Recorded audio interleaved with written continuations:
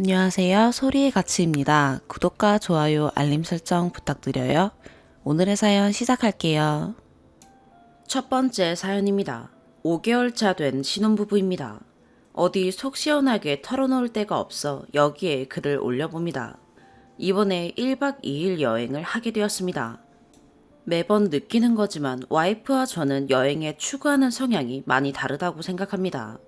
저는 여행을 하게 되면 사진을 찍고 남기는 것도 좋아하지만 여행하며 그 순간의 분위기와 장소를 느끼며 활동적으로 추억을 담는 것을 좋아합니다.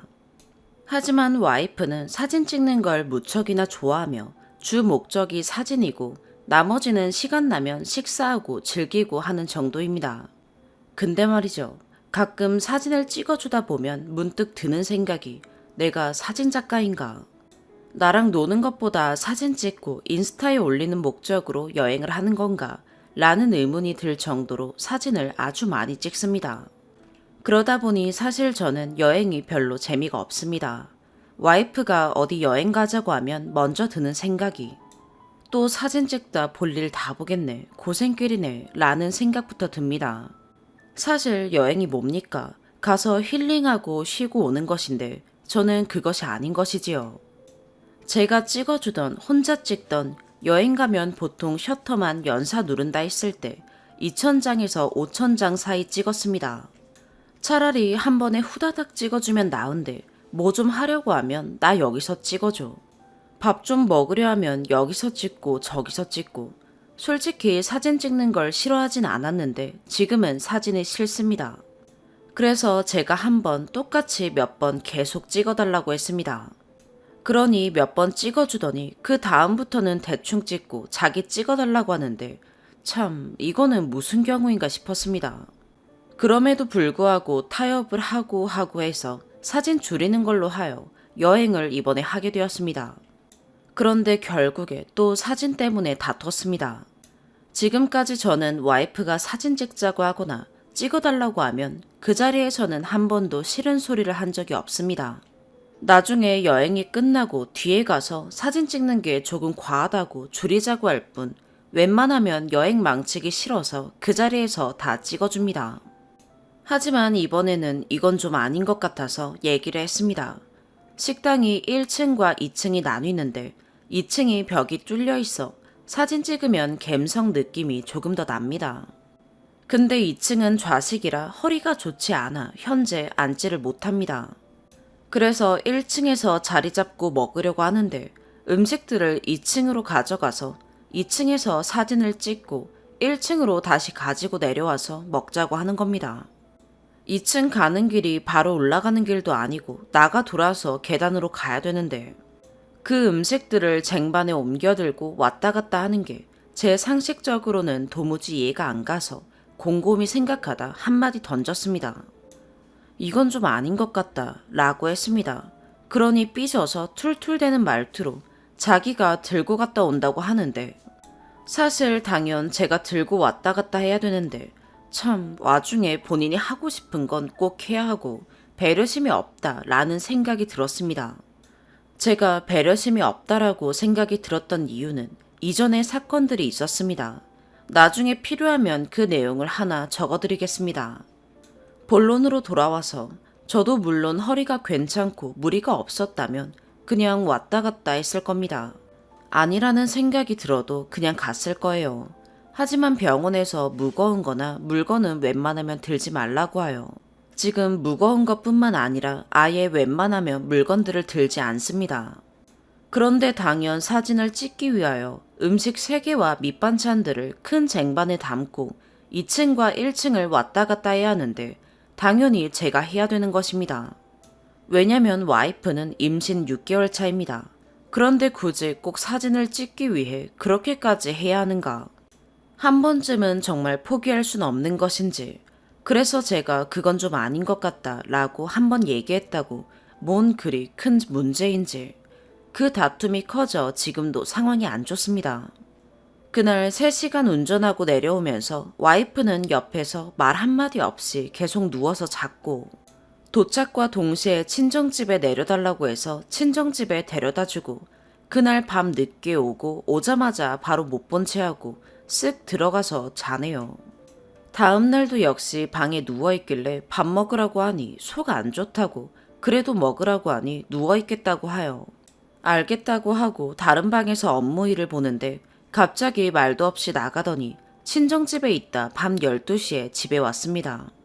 아니, 이전에 안 그랬던 사람이 임신으로 인해 이러는 거면 그래, 임신 기간 동안 그러겠지 라고 생각하고 잘 지내면 되는데 이전에도 이랬던 성향이라 앞으로가 정말 갑갑합니다. 나이가 어린 것도 아니고 충분히 사회생활했고 이제 한 아이의 엄마인데 뭐 사소한 거에 잘 삐지고 문제가 조금만 생기면 친정집에 가고 참 어렵습니다. 그리고 어제 여행 가는 거 당분간 안 가고 싶다고 가면 맨날 좋지 않게 오니 잠시 쉬자고 대신 사진 좋아하는 친구들이랑 같이 다녀오라고 했습니다. 원하는 사진도 많이 찍고 놀다 오라고요. 그랬더니 정말 세상 떠날 듯이 펑펑 울었습니다. 아니, 평생 안 가는 것도 아니고 당분간 좀 쉬고 싶다고 가지 말자고 했다고 그게 그렇게 울 일입니까? 머릿속이 많이 복잡합니다. 앞으로 어떻게 여행을 해야 되며 저도 좀 원하는 여행을 하고 싶고 여행 가서 즐겁게 있다 오고 싶습니다. 저 참 여행 좋아합니다. 그런데 이제는 어디 여행 가기가 겁나네요.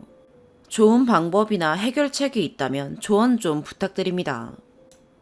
추가, 저는 일 특성상 서울과 부산을 매주 왔다 갔다 합니다. 하지만 요 근래 일을 무리하게 되면서 허리가 많이 안 좋아졌습니다. 그래서 현재 허리에 무리 안 가게 관리하며 지내고 있습니다. 그러던 와중에 와이프가 경기도 사무실에 한번 오겠다고 와서 며칠 같이 있겠다고 하여 그렇게 하자고 하였습니다. 경기도에는 사무실 근처에 3룸 빌라를 얻고 직원인 친구와 같이 지내고 있습니다. 그래서 친구도 알고 하니 불편하지 않다고 와서 저녁에 맛있는 거 해준다고 그래서 저는 내심 기대가 컸습니다. 친구 앞에서 면도 좀 살고요. 하지만 그게 아니었네요. 올라온 당일은 좋았습니다. 저녁에 맛있는 거 시켜 먹고 같이 놀고 했으니까요. 그리고 그 다음 날에는 저와 친구는 당연히 출근하여 일을 보러 나갔고 와이프한테는 제 차를 주고 친구 만나고 구경하고 놀다 오라고 했습니다. 그러다 이틀 정도 되니 와이프가 슬슬 여기 장소를 갑갑해하기 시작했습니다. 물론 여기는 주위에 인프라 형성이 잘 되어 있지 않아 그닥 할 게 없습니다. 논과 밭이 많은 뭐 그런 동네죠. 그렇게 하루가 더 지나고 주말이 다가왔습니다.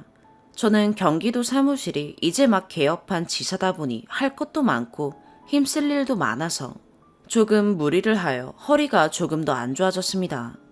그래서 주말에는 사실 쉬고 싶었지만 와이프가 왔기 때문에 나가서 놀아야만 했습니다. 인스타로 검색한 곳들 맛집들 가서 식사하고 놀다가 오후 저녁에는 제가 차로 인한 허리무리가 심하여 차를 빨리 바꾸려고 시승하러 몇 군데 갔습니다. 그리고 그 다음 날인 일요일 역시 같은 패턴이었고요. 그리고 못 가본 곳이 있었는데 제가 다음에 가자고 했습니다. 허리 통증이 심해져 조금 피했습니다. 그리고 오면서 와이프가 근처 말고 하플 쪽 나가서 저녁을 먹고 싶다고 하여 다음날 가자고 하였지만 그날 못 가고 지나고 화요일에 가자고 했습니다. 그리고 화요일이 왔고 제가 아침에 예약해뒀던 병원에 다녀오고 약도 처방받고 그날 반드시 해야만 하는 할 일이 있어 직원 친구와 함께 그 전 사무실에 가서 재고 정리와 재고 조사를 한다고 힘을 많이 쓰고 고생을 했습니다. 그래서 저는 제가 허리가 안 좋다 보니 직원 친구가 너무 고생해서 고생한 친구를 혼자 두고 나가서 와이프랑 둘이서만 맛있는 거 먹고 오기엔 그건 너무 아닌 것 같았습니다. 또한 저 역시 운전을 4시간 넘게 해서 밖에 나갈 체력이 안 됐고요. 그래서 와이프한테 오늘은 친구랑 같이 먹자고 뭐 먹고 싶냐고 물어봤고 친구도 재수씨 먹고 싶은 거 말해보라고 하였습니다. 근데 와이프는 자기는 딱히 없으니 우리 보고 정하라고 하였고 그럼 피자와 치킨을 시켜 먹자고 하였습니다. 그리고 집에 올라가서는 갑자기 와이프가 자기한테 의견을 묻지도 않고 본인들 먹고 싶은 거 시킨다고 짜증을 냈습니다. 분명 위의 글처럼 나도 물어봤고 친구는 3번이나 물어봤습니다. 그러더니 와서 한다는 소리가 이러니 참 너무 어처구니가 없었습니다. 와이프가 짜증이 난 이유는 나가서 좋은 데서 먹기로 하였는데 오늘도 그게 안 됐기 때문입니다. 물론 한두 번 좋은 곳 가서 먹기로 했는데 못 가서 실망할 수는 있지만 제가 회사 일의 사정과 너무 고생한 직원의 입장, 그리고 몸이 안 좋아서 그런 건데 조금 이해해 줄 수 있는 부분 아닌가요?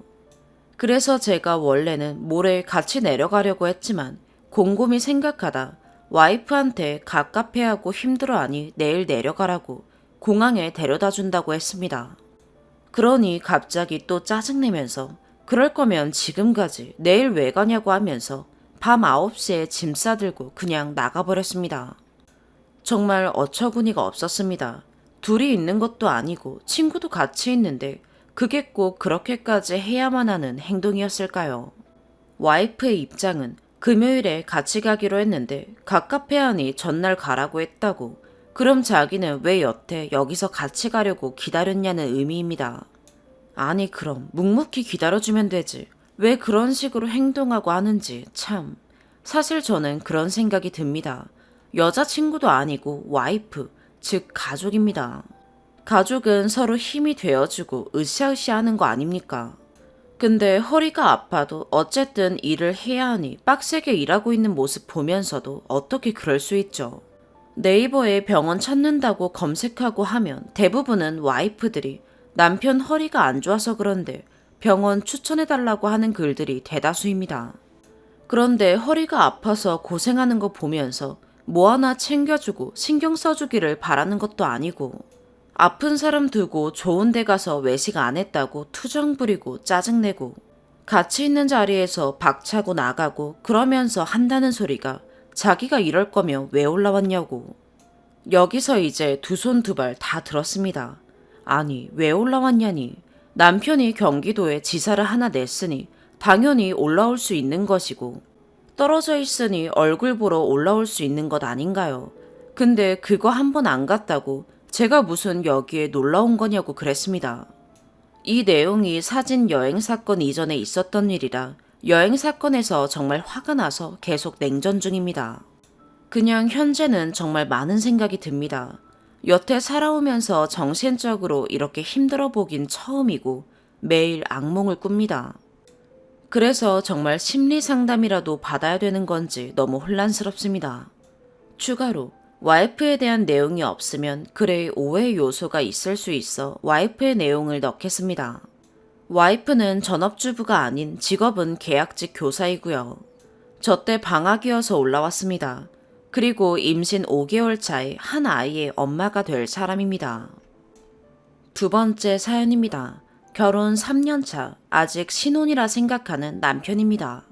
이번 추석에 처가댁에 갔다가 쓰레기 같은 사위가 됐는데 와이프는 제가 오버하는 거고 자기 잘못이 있긴 하지만 남들도 다 그런다는데 한번 읽고 댓글 남겨주세요.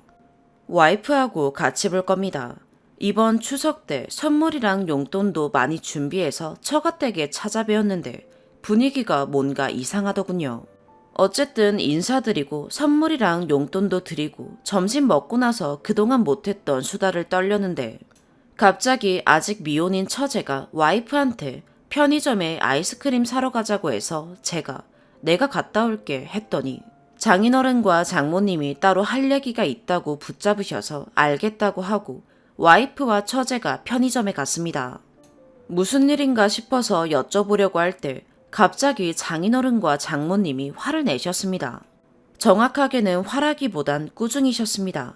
장인어른 장모님이 땡땡아, 사람은 나이가 들수록 겸손하고 예의가 발라야 한다. 특히 가까운 사람들한테는 더 그래야 한다. 나는 네가 예의 바르고 착한 줄 알았는데 실망이 너무 크다. 이런 소리를 하셔서 너무 급작스럽고 당황스러운 말이라 제대로 반응도 못하고 있는데 우리도 그냥 좋게 좋게 생각하고 이해하고 넘어가려고 했는데 이건 아닌 것 같아서 고민 끝에 이야기하는 거다 라고 하시더니 너네 결혼하고 지금까지 너네 생각날 때마다 10만원, 20만원씩 용돈 보내줬는데 그 돈 큰 돈 아니지만 그래도 우리 딴에 쌈짓돈 모아서 너네 맛있는 거라도 사 먹으라고 보내주는 건데 어떻게 고맙다는 말, 잘 쓰겠다는 말, 잘 썼다는 말 한마디가 없냐. 액수가 적어서 우습게 생각하는 건지 아니면 우리를 우습게 생각하는 건지 모르겠다 라고 하시더군요. 순간 머리가 띵했습니다. 전 맹세코 장인어른 장모님 포함 처가댁 누구한테도 용돈 받아본 적이 없거든요. 너무 당황해서 어물어물거리는데 그래도 내 딸이 고맙다고 말해주고 선물도 보내줘서 그러려니 넘어가려고 했는데 나중에 시간 지나면 더 감정이 상할까봐 미리 말하는 거다. 아무리 가족이라지만 서로 지킬 예의는 지켜야 하는 거다. 알겠니?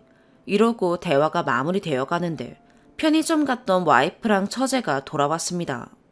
진짜 너무 억울해서 눈물이 핑 도는 걸 꾹 참고 와이프한테 얘기 좀 하자고 하려다가 상황상 거기서 바로 그러면 또 장인어른 장모님한테 미운털 박힐까봐 추석날은 꾹 참고 보낸 뒤 집에 와서 와이프와 대화 나눴습니다. 장인어른 장모님한테 이런저런 소리 들었다. 어떻게 된 거냐 물으니까 아 그거 아빠랑 엄마가 가끔씩 TV에서 뭐가 제철이더라 어디 식당이 맛있다더라 그러면 우리도 가서 먹으라고 10만 원 정도씩 보내주셨어. 날 좋으면 나가서 데이트라도 하라고 보내주시기도 하고 어이가 없어서 그거 왜 말 안 했냐니까 좀 어물어물하다가 50만 원 100만 원처럼 큰 돈이면 당연히 말했지. 근데 10만 원 정도니까 그리고 아빠랑 엄마가 준 거니까 그냥 내 비상금으로 썼지. 미안해. 근데 다른 사람들도 다 그런데 카페에 물어보니까 다들 그 정도 돈은 남편한테 말 안 하고 자기가 갖고 있다가 쓴다고 했어. 이런 소리 하네요. 그래서 그게 무슨 소리냐 무슨 카페에서 그런 소리를 하냐 했더니 우리 지역 맘카페네요. 와이프가 글 쓴 거 보여줬는데 제목부터가 친정부모님한테 받은 용돈 어떻게 할까요? 네요. 진짜 댓글 대부분이 남편한테는 말하지 말고 비상금으로 쓰라는 내용이었습니다. 어이가 없어서 나는 결혼하면서 너한테 경제권 다 넘겼고 우리 집에서 주는 돈 단돈 10원도 너한테 다 말하고 다 주고 난 용돈 받았으면서 비상금 같은 건 생각도 해본 적이 없다. 이건 와이프도 인정했습니다. 애초에 제 인증서까지 다 가지고 있어서 숨길래야 숨길 수도 없고 그럴 생각도 없습니다.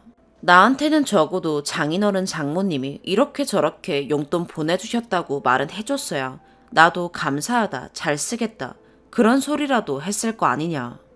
왜 사람을 예의 없고 염치 없는 사람으로 만드냐 왜 나를 쓰레기 사위로 만드냐 라니까 내가 잘못한 건 아는데 오바는 하지마 라고 하네요. 이 밑에 글부터는 와이프가 씁니다. 아빠랑 엄마가 남편한테 쓴소리하긴 했지만 추석 때도 남편 먹으라고 진짜 진수성찬 차려주셨고 남편한테 싫은 내색, 불쾌한 내색 한 번도 안 비치셨어요. 심지어 먼 길 오느라 고생했다고 용돈까지 챙겨주셨고요. 저랑 동생 앞에서 남편 칭찬 계속 하셨어요. 그냥 자세한 사정 모르시고 남편한테 꾸중하시긴 했지만 절대 남편 말처럼 남편을 쓰레기 같은 사위라고 생각 안 하십니다. 이번에 남편이랑 대화하고 저도 잘못한 거 깨닫고 아빠랑 엄마한테 사실은 남편은 용돈 받은 줄도 몰랐다. 내가 말 안 하고 내 비상금으로 썼다 라고 말할 건데 그러면 분명 아빠랑 엄마가 남편한테 사과할 거거든요. 그런데 남편은 이미 자긴 쓰레기 사위로 찍혔다고 그런 소리만 하네요. 그런 거 아니니까 걱정하지 말고 오버하지 말라니까. 제 말투나 행동이 짜증나고 화가 난대요. 밑도 끝도 없이 이러니까 저도 그냥 당황스럽네요. 솔직히 저 정도 돈은 다들 비상금으로 쓴다고 하는데 남편이 너무 예민하게 구는 것 같기도 하고 남편이 적으라네요. 자기는 지금 장인어른 장모님이 주신 돈을 비상금으로 쓴 게 화가 나는 게 아니라 돈 주신 걸 말 안 해서 예의 없고 싸가지 없는 사위로 만든 게 화가 나는 거라네요. 근데 아빠랑 엄마는 남편을 그렇게 생각 안 한다니까요. 계속 서로 같은 소리만 하네요. 저도 슬슬 답답하고 짜증나고 이 정도 일 가지고 부부가 이렇게까지 싸우는 게 맞나요? 서로가 서로를 답답해하는 상황이네요. 추가. 짧은 시간에 댓글 많이 남겨주셔서 감사합니다. 와이프랑 하나하나 다 같이 봤습니다. 와이프가 추가하고 싶은 내용이 있답니다. 와이프가 적습니다. 저도 제가 잘못한 거 알고 있고 그 부분에 있어서 분명히 사과했어요. 내가 잘못했고 미안하다. 아빠랑 엄마한테도 솔직하게 말하겠다. 그렇게 말했는데도 남편 화가 풀리지 않고 자꾸 자기만 쓰레기 같은 사위가 됐다고 해서 그런 거 아니다라고 얘기하다가 글까지 쓰게 된 거예요. 절대 제가 잘못이 없다고 당당하게 군 거 아니에요. 남편 말로는 제가 사과하는 와중에 사과하면 되는 거 아니야? 이런 식의 태도를 보였다는데 그건 저도 말하다 보니 답답해서 그랬던 거라고 다시 사과했어요. 댓글들 보고 반성하고 있습니다. 쓴소리 달게 받겠습니다. 끝으로 아빠랑 엄마랑 고작 10만원, 20만원 주시고 남편 혼내신 건 아니에요. 저도 한 번 받을 때 그만큼씩 받다 보니까 몰랐는데 3년 동안 받은 거 합쳐보니 300만원 정도 되는 것 같아요. 물론 저희가 드린 용돈이 더 많지만 어쨌든 적은 돈은 아니죠. 저도 아무 생각 없이 받다 보니 몰랐네요. 아빠랑 엄마한테 있는 그대로 잘 말씀드리고 혼도 나겠습니다. 두 번째 추가, 남편입니다. 왜 그때 장인어른 장모님이 그런 얘기 꺼내셨을 때 바로 얘기하지 않았냐고 하시는 분들이 많은데 그때가 추석 당일이기도 했고 그때 분위기가 제가 말하는 순간 장인어른 장모님이 민망하고 무안해지실 게 뻔했고 오랜만에 처제까지 모인 데다 순간적으로 상황 파악은 됐지만 그래도 일이 어떻게 된 건지 정확하게 알아보는 게 우선이라고 생각했습니다. 설령 억울하다고 말씀드린다 해도 처제가 없는 자리에서 따로 말씀드리는 게 맞다고 생각했고요. 많은 분들이 쓴소리 해주셔서 와이프가 놀라기도 하고 반성하기도 하고 그러네요. 처음에는 맘카페에 글 올렸을 때랑은 댓글이 너무 다르다고 해서 맘카페도 한동안은 안 했으면 좋겠다고 했습니다. 나중에 애 생기면 하라고 했어요. 신혼부부가 자기 의견대로 싸우다가 치기 어리게 글 쓴 거라고 생각하고 이해해주세요. 머리가 식고 나니 저희 부부 모두 좀 창피하네요. 여러 가지로 많은 조언 남겨주셔서 정말 감사합니다. 세 번째 추가. 오늘 오전에 와이프가 장인어른 장모님께 전화해서 사실을 말씀드렸습니다. 저한테 바로 장모네 카톡을 보내셨네요. 품 안의 자식이고 자식 앞에 장님이라고 내 자식 흠결은 보지 못하고 애꿎은 사람한테 싫은 소리 했다고 사과하셨습니다. 직접 얼굴 보고 사과하고 싶지만 제가 받은 상처가 있을 테니 강요하지 않고 마음이 내킬 때 연락달라고 하셨습니다. 그때까지 언제든지 기다리겠다고 하셨고 다시 여러 번 사과하셨어요. 그래서 점심시간에 전화드렸습니다. 저도 추석에는 너무 당황해서 제대로 말씀 못 드렸다, 죄송하다 했더니 제가 잘못한 건 하나도 없으니까 그런 소리 하지 말라고. 장인어른 장모님이 본인들이 생각이 깊지 못하고 행동이 가벼워서 그리고 딸 자식을 잘못 키워서 생긴 일이라고 다시 거듭 사과하셨습니다. 오래 통화할 상황은 아니라서 그렇게 대충 통화는 끝났네요. 너무 쩔쩔매시면서 사과하셔서 사과를 받으면서도 마음이 좋지는 않네요. 와이프한테 톡해보니까 아주 호되게 혼난 모양입니다. 장모님이랑 톡한 거 캡처해서 보내줬는데 보는 저도 무섭네요. 이따가 퇴근하고 다시 얘기 나눠봐야겠습니다. 여러모로 조언해주시고 자기 일처럼 화내주신 분들 모두 감사합니다. 추가로 몇 가지 오해가 있어서 말씀드립니다. 일단 와이프도 은행원이고 이번 일과는 별개로 돈 관리를 잘해서 경제권을 맡긴 겁니다. 더불어 장인어른 장모님이랑 통하다가 알게 된 건데 두 분이 이번 일 있기 전에 와이프한테 넌지시 물어보셨답니다.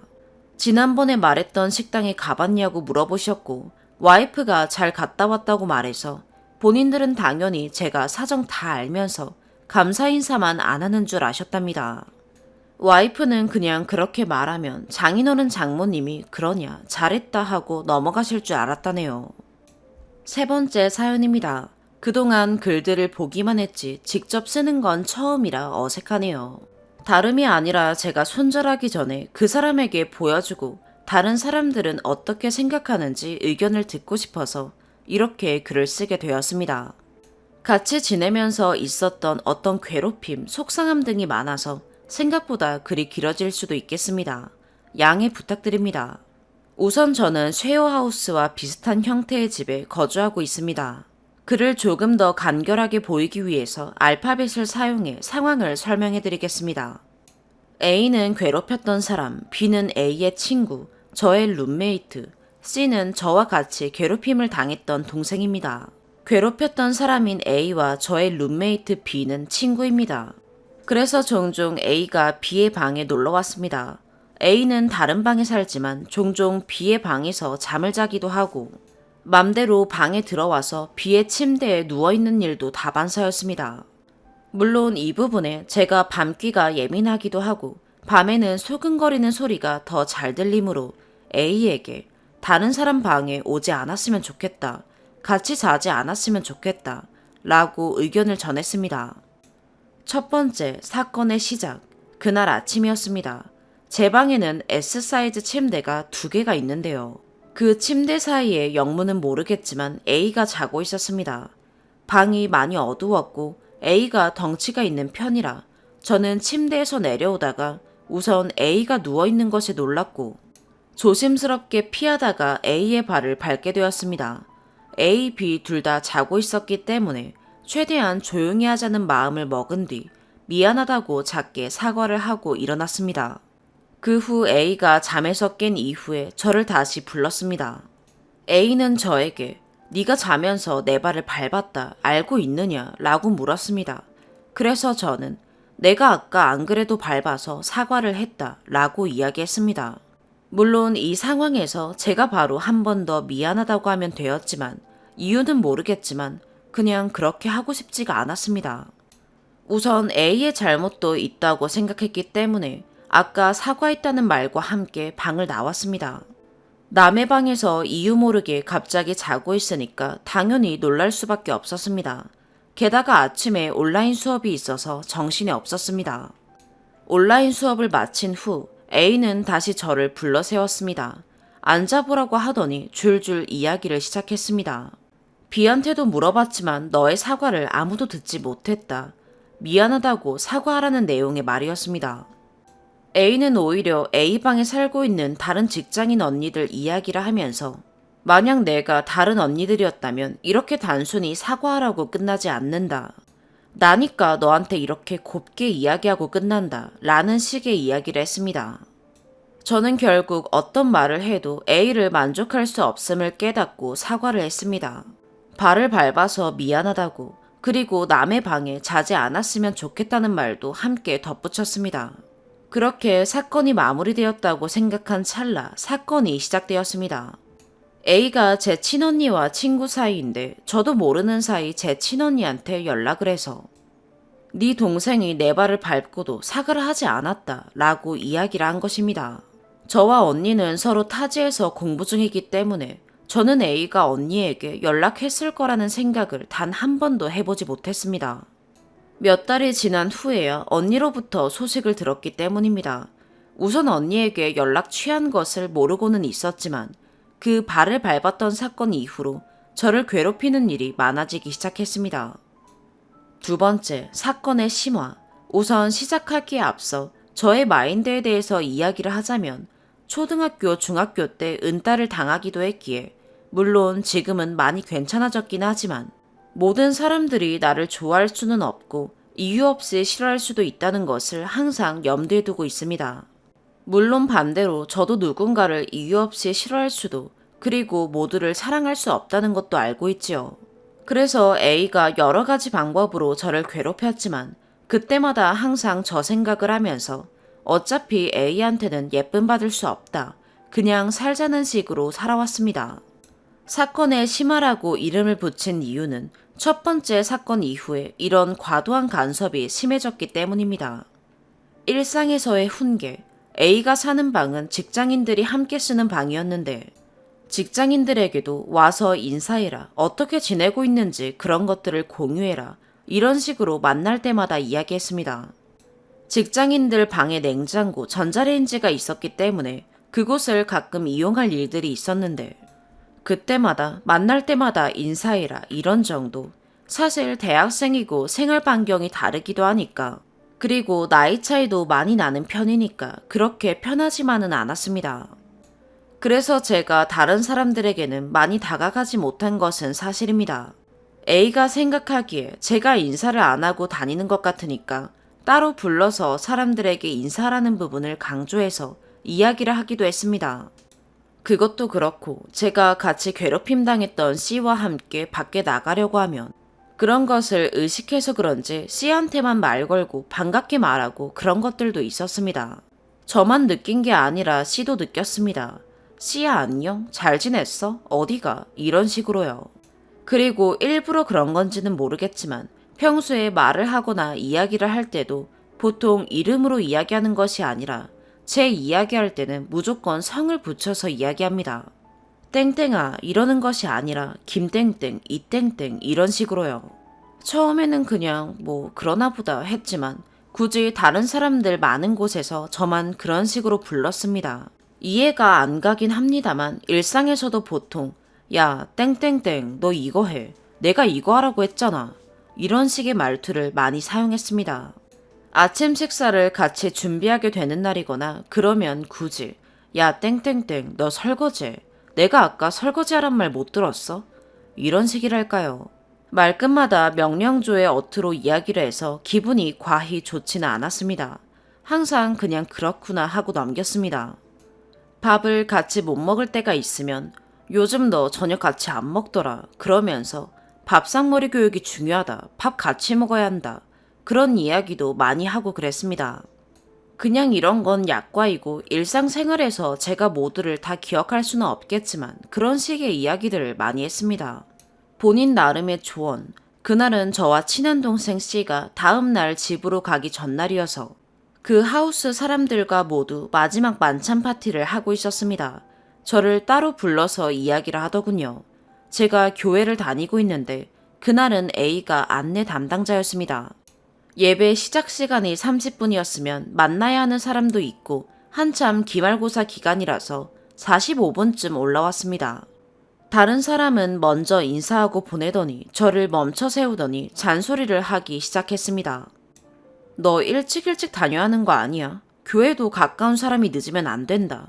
라는 식의 이야기를 했습니다. 저는 그냥 아까 말씀드린 마인드 그대로 응 하고 씹고 갔는데 약간 기분 나쁜 말투로 이야기를 했고 C도 저한테 저렇게까지 하는 이유가 뭔지 이해가 안 간다는 반응이었죠. 아까의 사건에 대해서 이야기하면서 자신이 세게 말한 부분은 미안하다. 그런데 너도 일찍 다녀야지. 이런 이야기와 함께 덧붙여서 공부에 쩔쩔매는 사람인 것처럼 이야기를 하더군요. 결국에는 왜 늦게 왔냐 이런 이야기였는데 제가 시험 기간이기도 하고 공대에 재학 중이라서 납땜 프로젝트도 있었습니다. 그래서 이것저것 준비하다가 늦었습니다. 그 부분은 인정합니다. 저에게 물론 공대 공부량 많고 어려운 건 알겠지만 나도 고등학교 때 공부 맨날 새벽까지 하고 그래서 안다. 근데 약간 그렇게까지 시간을 많이 내야 하는지에 대한 부분에 의문이다. 그렇게 말하고 대충 시간 잘 지키라는 말이었습니다. 그 상황이 정확하게 기억은 나지 않습니다. 팩트는 저는 내신으로 서울에 이름만 들으면 누구나 다 아는 대학교 나왔고 A는 고등학교 졸업 후 대학 진학을 하진 않고 직장을 다닌 것으로 알고 있는데 공부 적당히 하라는 말은 모르겠네요. 물론 제가 늦은 것은 잘못이지만 저렇게 고등학교까지 비교를 당하면서 있어야 하나 싶었습니다. 그러나 동생이기 때문에 그냥 가만히 앉아 있었습니다. 그런데 쇼킹한 건 다른 말이었습니다. 너는 얼굴도 괜찮고 공부도 잘하고 잘하는 것도 좀 많은 것 같은데 정작 사람들에게 예쁨은 못 받는 것 같다. 내가 진짜 너 생각하고 아끼니까 이런 이야기 하는 거다. 라는 식의 이야기를 했습니다. 저는 그냥 저런 이야기를 들었을 때 예쁨은 A에게만 못 받는 것 같은데 하고 넘겼습니다. 그런데 다른 사람에게 이런 류의 이야기를 하니까 다들 놀라는 눈치더라고요. 친한 사람한테도 하기 쉽지 않은 말을 어떻게 그렇게 할 수 있는지 다들 놀라워하긴 했습니다. 나중에 알게 된 사실이지만 약간 같이 사는 언니 중에서 관리 책임자 같은 언니가 있었는데 그 언니랑 유독 A가 친했습니다. 그래서인지 A가 저와 C에 대한 안 좋은 이야기도 이간질을 했다고 들었습니다. 그래서인지 유독 만날 때마다 다른 언니들이 차가웠던 느낌이었습니다. 전 아무것도 몰랐고 결국엔 그 하우스에서 나오기로 결정했습니다. 현재는 다른 사람들과도 C를 제외하고는 연락하고 지내지 않는 상황입니다. 물론 도망치는 건 아닐까 걱정도 많이 했긴 했지만 그 정도 상처를 가지고 그냥 살아가기 힘들어서 다른 곳에서 또 삶을 잘 살고 있습니다. 우선 긴 글 읽어주셔서 감사합니다. 모든 학교 폭력의 가해자들을 옹호하는 것은 아니지만 제가 은따를 당했을 때 성격적인 결함도 원인이었을 수 있었기에 저는 제 그런 것들도 고치려고 노력 중입니다. 그런 부분이 오히려 A를 자극했을 수도 있겠죠. 그냥 너무 답답해서 대나무 숲에 올리는 거니까요. 항상 A의 어떤 일이든 아무렇지 않게 넘겼고 마음에서 타격감을 크게 받지는 않았다고 생각했는데 막상 그때를 떠올리니 저도 모르게 받은 상처가 아직도 있긴 한 것 같아요. 근데 이 글 쓰면서 좀 떠나보내려고 합니다. 이제는 그래도 조금 괜찮아졌으니까요. 여러분이 해주시는 조언 어떤 글이든 좋든 나쁘든 다 이해하고 수렴할 거예요. 에피소드는 더 많지만 사소한 것들도 많아 다 기억하진 못하지만 아무튼 모두들 읽어주셔서 감사합니다. 네 번째 사연입니다. 저는 나이차 많이 나는 연애를 하고 있는 20대 여자입니다. 결혼을 생각하는 남자친구가 있는데 가족 사랑이 유난한 남자라서 이런 사람과 결혼을 하는 게 좋을지 나쁠지 계속 고민이 되고 있습니다. 기혼분들의 따끔한 조언 부탁드립니다. 먼저 지금 남자친구는 효심은 깊으나 마마보이는 확실히 아닙니다. 그렇게 생각한 이유는 우선 남자친구 부모님께서 아들의 의사결정을 항상 존중해 주시는 것 같습니다.